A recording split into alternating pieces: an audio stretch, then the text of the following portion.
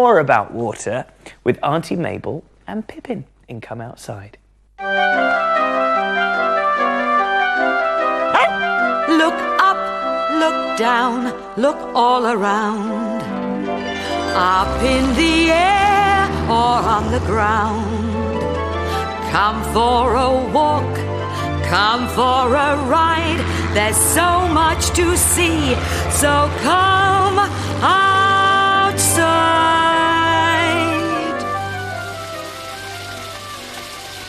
What's in a tap?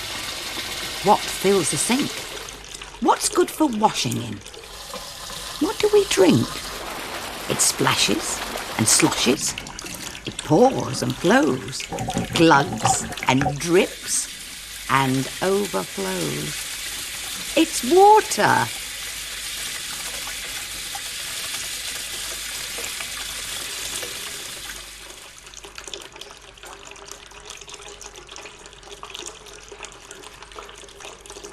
Hello, my dears. Oh, no, this isn't for me. It's for Pippin. She hates having a bath, so she's bound to be hiding. Go and see if you can find her.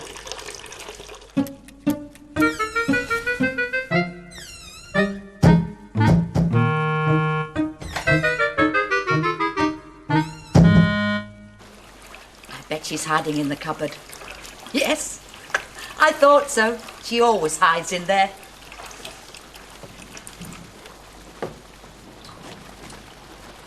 Shh. I can still hear water running. Shh. Listen. It's coming from outside.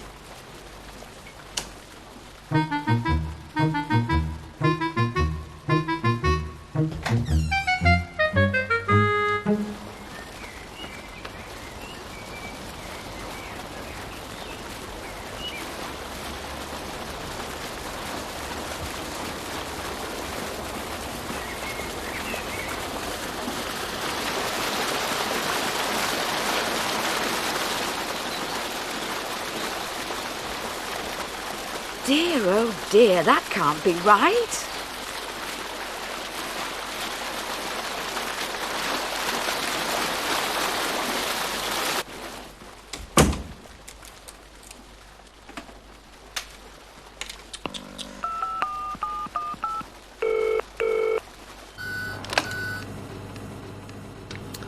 Good morning, Three Valleys Water Services, Rickmansworth.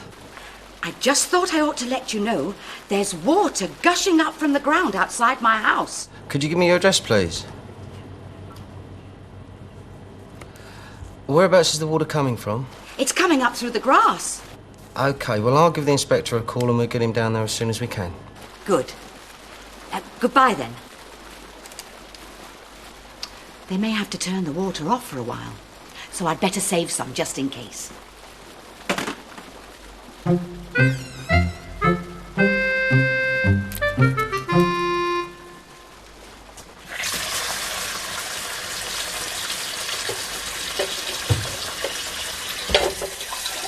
need water for my cup of tea. And water for cooking my supper in tonight. Oh, thank you very much, Pippin. But I don't. Do you think this'll hold water? Let's see.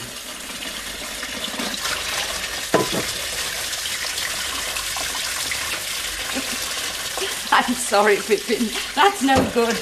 But thank you for trying. I'll need water to wash in. And water for the loo. What a lot I need. I'd never really thought before how much I use in a day. Jolly lucky to have it coming out of the tap like this. Have you ever wondered where water comes from? Well, come outside and I'll show you. Pippin, it's time to fly.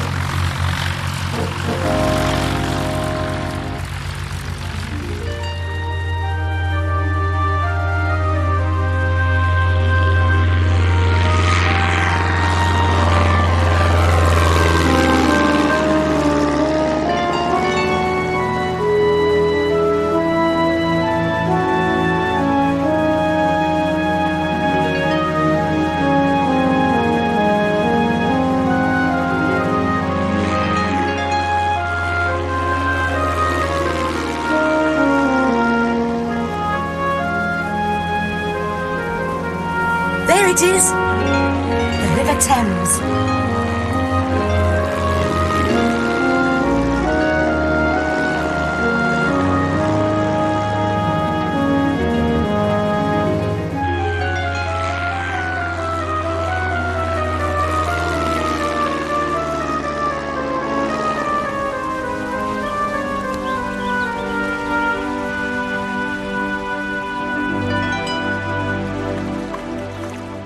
This is where my water comes from, the River Thames. Not everyone's water comes from the river, though. Yours might come from way down deep in the ground. Pippin, come here! You mustn't go in, it's too dirty.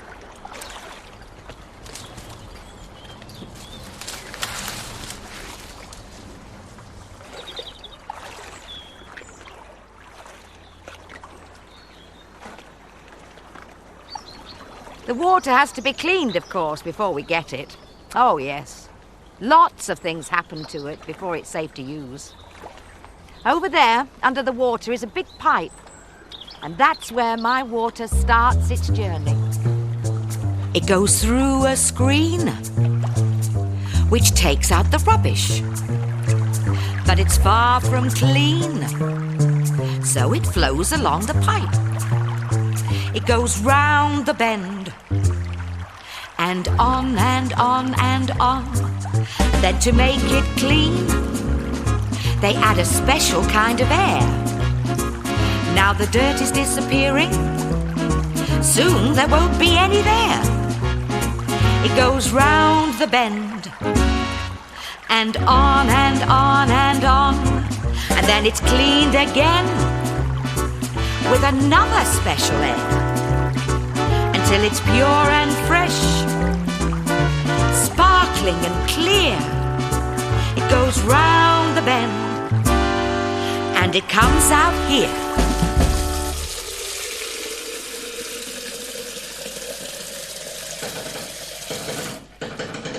There, they have turned it off outside. So it was a jolly good job I saved some. Pippin, shh!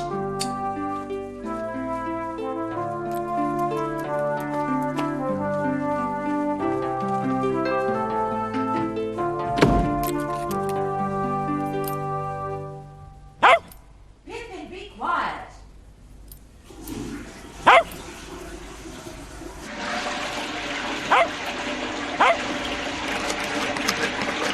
Pippin, shh! Stop making all that noise.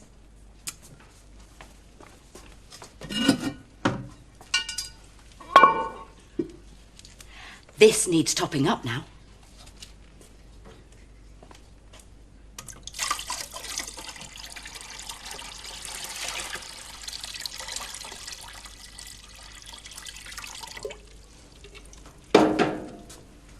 Now it's ready to flush again. Look, I'll show you. The water goes down the pipe, into the loo, and flushes it out.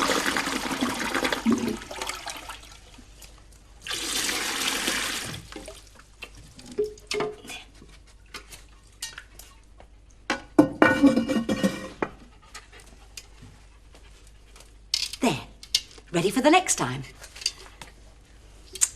I wonder how long it'll be before they turn the water on again.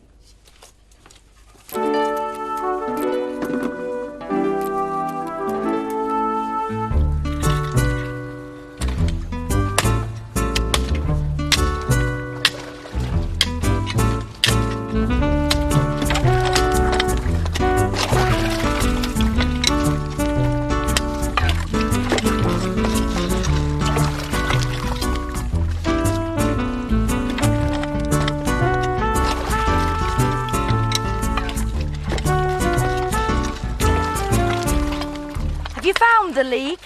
Yes, there's a crack in the pipe down there.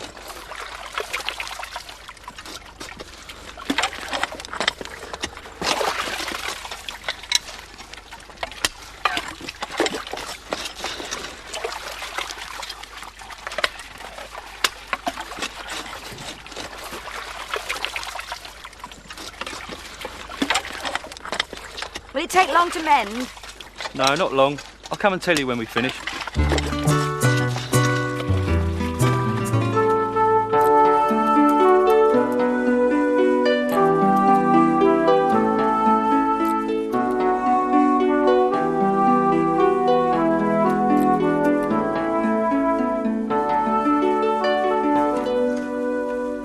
Pippin, what are you doing trying to drink out of that jug? What's the matter with your bowl? Oh, it's empty. Pippin, I'm so sorry. I hadn't noticed.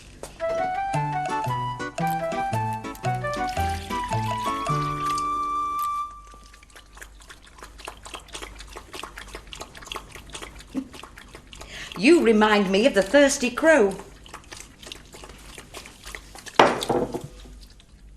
Do you know that story?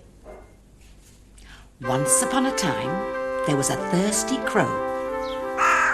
She had been searching for a drink all day long, and the only water she could find was right at the bottom of a tall jug.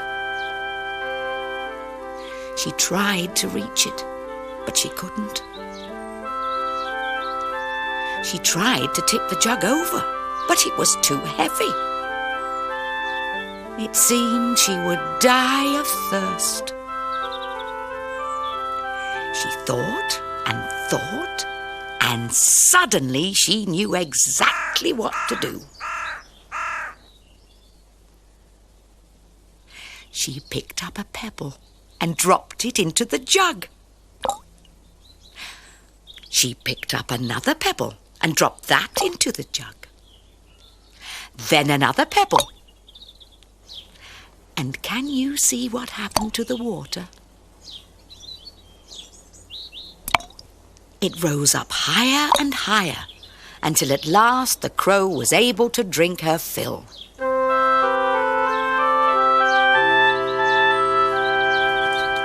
What a clever crow. Oh, Pippin, shush!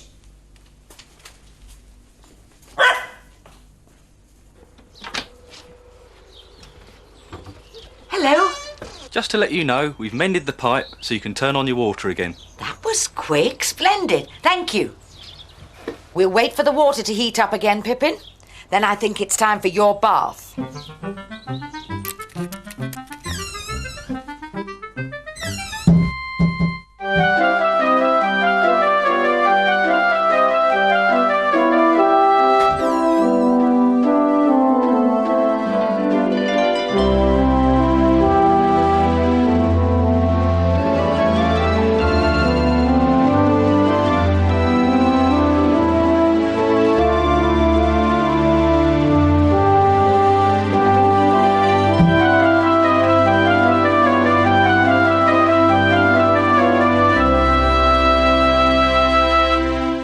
Favourite teacher Oh, hello there, and how are you today? lives under the ground.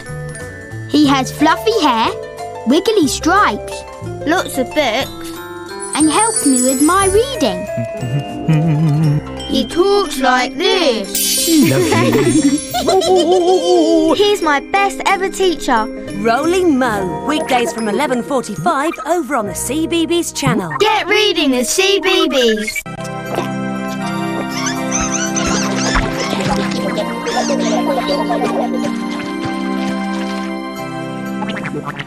It's Birthday time! Oh, flying in today, we have the Koala Brothers. Hang on a minute, let's take a closer look. It's Kaylin, who's 3. Happy birthday to you. Lots of love from Mummy, Lee, Nana, Grandad, and all your friends and family. happy birthday! Oh, now we're still flying around with Luna, Jim and friends. And here's Ripple saying happy birthday to Esme. There you are, you're 4 today, being a space astronaut. Lots of love on your 4th birthday from Mummy and Daddy, and also your brothers Christian, and also Rory and Paddy, Max and Roxy the dogs, and Harriet the hamster, and all your friends. Happy birthday to you. Happy birthday. Who's next? Oh, look, it's Pat's van, and there's Jess as well. In the van today, though, we have George. Happy birthday to you. You're 3. Love from Mummy, Daddy, and Harvey, and all the family.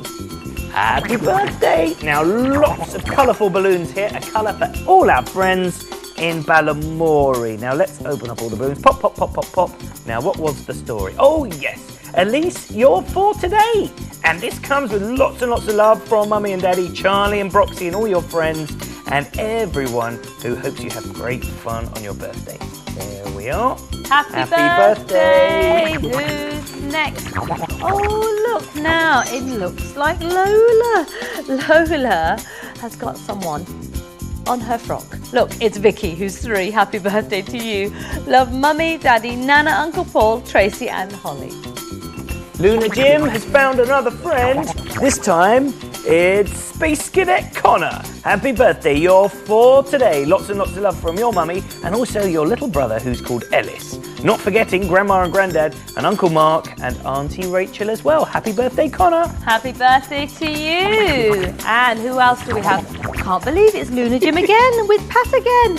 And in the middle of this storyboard, wow, we have a big boy, Oliver, who is 4. Happy birthday. Love from Mummy, Daddy and all the family. Have a great birthday, Oliver! Now here are the Tweenies girls. Yes, it's Fizz and Bella saying a happy 5th birthday to Chloe. And Chloe, there you are. Have a wonderful time. Lots of love from Mummy and Daddy and your little sister who's called Kerry. Happy birthday to you. Who's next? Who's next? Oh, look, we've got PC Plum and Miss Hooley and some balloons. And in the middle is Daniel, who's 2. Happy birthday, Daniel. Love from Mummy, Daddy, Nanny Edwards, Nanny and Grandad Tipper. Thanks very much for your cards. Keep sending them in to the usual address and we'll do our best to show as many as possible. And if it's your birthday today, happy birthday. Down at the bottom of a very pretty valley, there's a magical place called Summerton Mill. And when the water wheel turns at Summerton Mill, a little bit of magic takes place. And, for a little while, everything goes back to how it used to be. Oh, it's a lovely morning, said Dan as he looked out over Summerton Valley. Come on, Fluffer, we'd better go and let those chickens out. And Dan headed off towards the hen house, past Mousy Tongue, the cat, who was lying in the sun.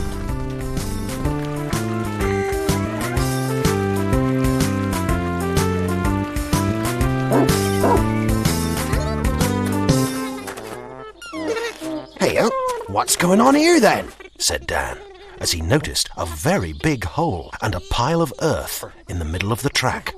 Fluffer, have you been digging holes again?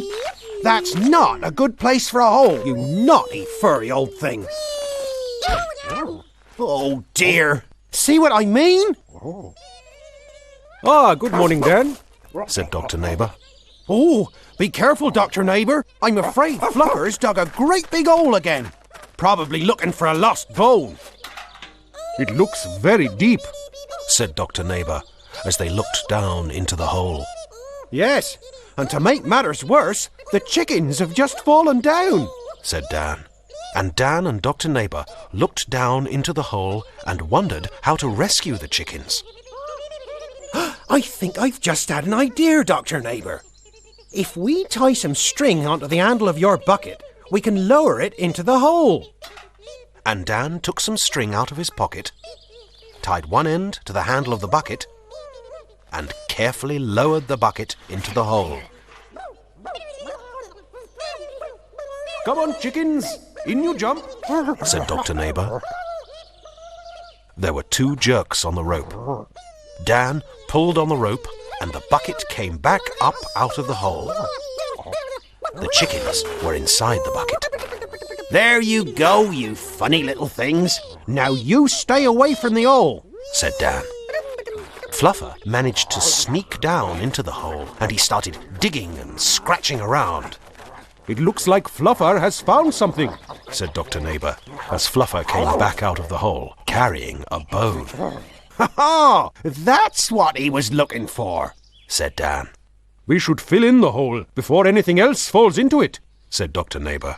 Do you have a couple of shovels, Dan? Oh, I don't think we need to worry about that, Dr. Neighbour.